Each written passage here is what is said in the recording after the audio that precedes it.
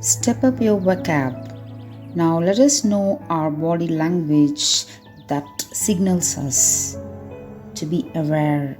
Okay. The first one is sneeze. What is a sneeze? தும்மல், தும்முறது,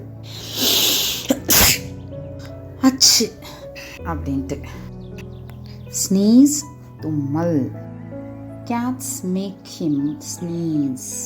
I think he is allergic to the fur.